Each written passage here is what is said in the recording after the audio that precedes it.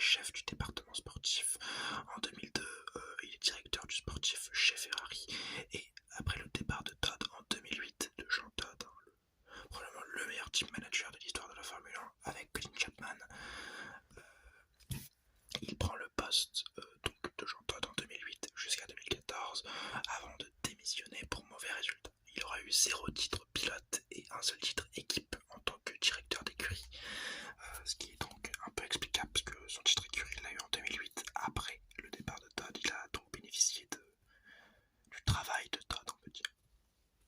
Après ça, il est engagé par Lamborghini en 2016 comme directeur général et en 2021, il prend le rôle de patron du Formula One Group et dirige le sportif de la Formule 1.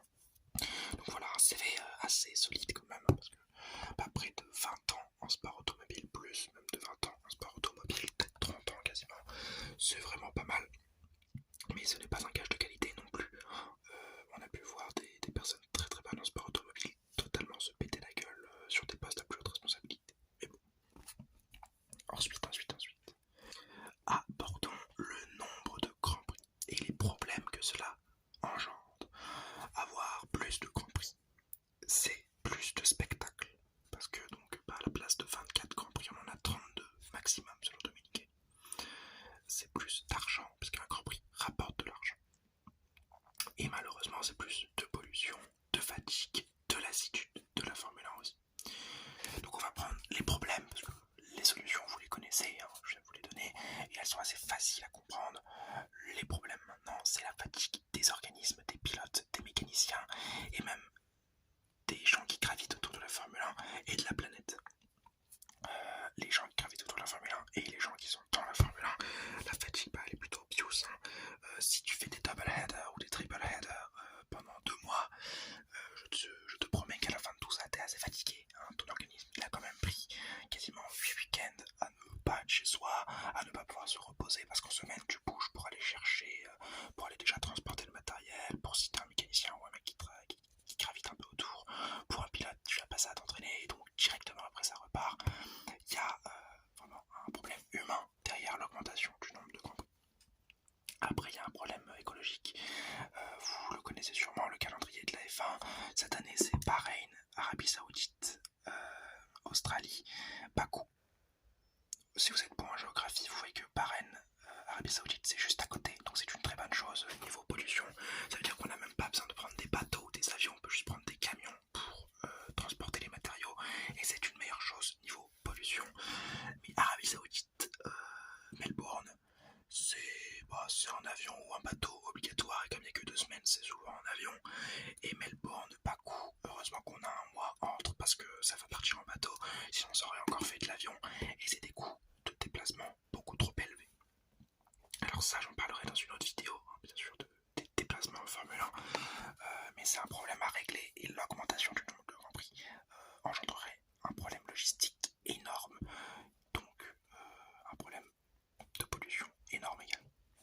Ensuite, on peut se demander où est-ce qu'on va trouver ces 32 grands prix. On en a 24 cette année. Si on veut en rajouter 2, allez, pendant qu'il y a l'ami Hanoï et la Chine qui fait, bon, il y en a 23 cette année, on en a 24 si la Chine avait été là. Donc on rajoute la Chine qui a l'ami Hanoï.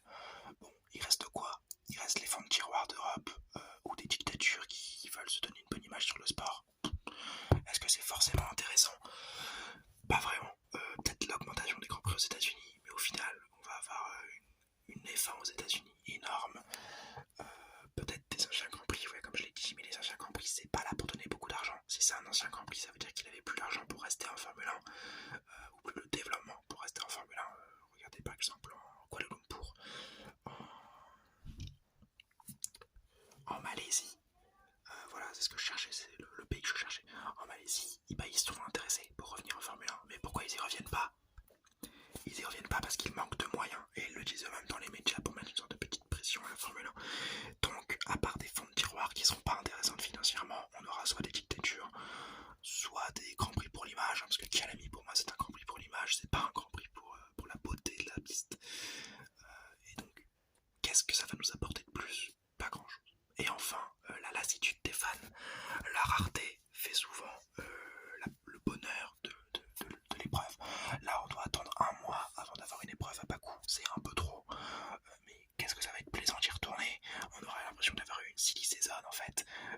seul, à rien avoir à se mettre sous la dent, à part certaines courses sur les côtés, voilà, et ben ce sera génial, ça va être super de retourner à Bakou, on va tous être hyper heureux, alors que si on se gêne chaque week-end, un Grand Prix, un Grand Prix, un Grand Prix, un Grand Prix, je sais pas, il y aura une lassitude qui va s'instaurer, et je pense que beaucoup de monde vont sauter un Grand Prix peut-être inintéressant, ou avec des horaires un petit peu trop décalés. Ça c'est mon avis, je vous invite à mettre le vôtre en commentaire, mais pour moi c'est les inconvénients du nombre de Grands Prix en augmentation en Formule 1. Ensuite, le changement de type de week-end pour la Formule 1. Les essais libres sont barbants pour beaucoup de monde. Personnellement, je les regarde plus. À une époque, je les regardais, maintenant, je les regarde plus. Soit c'est sur des périodes de cours, soit sur des périodes de travail, soit j'ai juste pas le temps d'aller les regarder. Et bah, c'est vrai qu'ils sont un peu barbants, mais qu'est-ce qu'ils sont importants? Sans des essais libres, tu n'as pas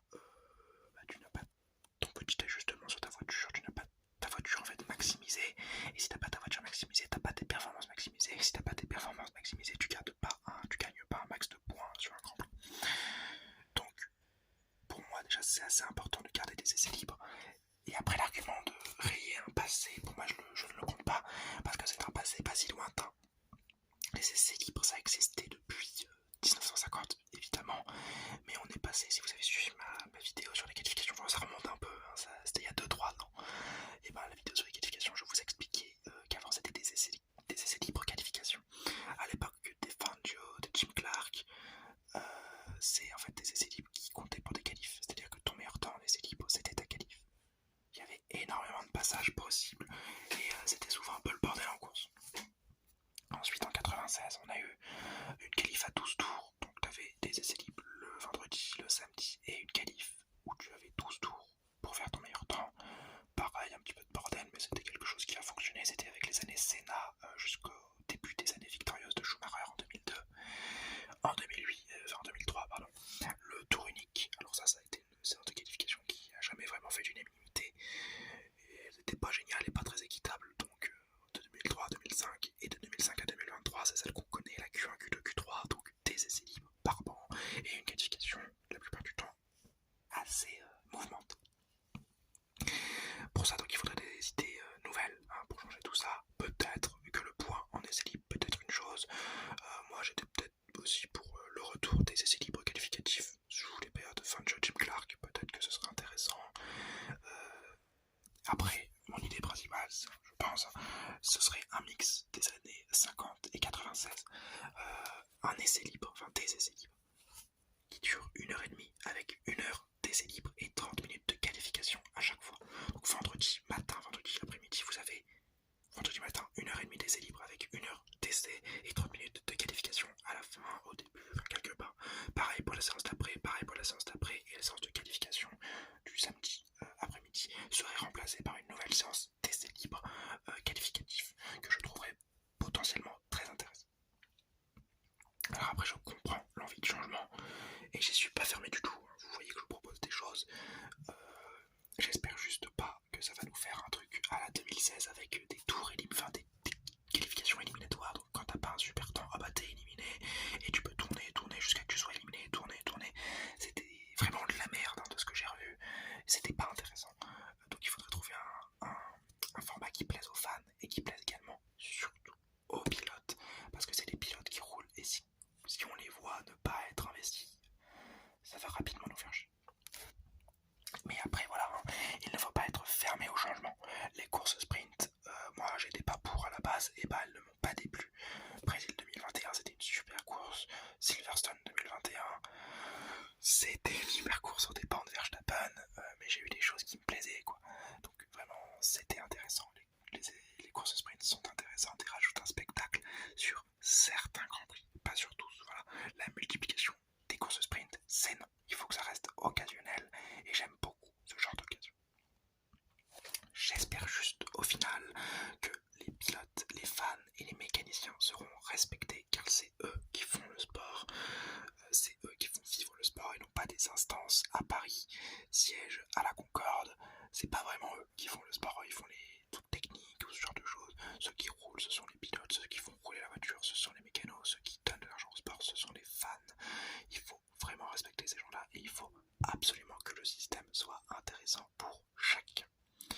En plus, il y a moyen de rentrer dans l'histoire de la Formule Formule 1, si on fait un système exceptionnel, peut-être que ce système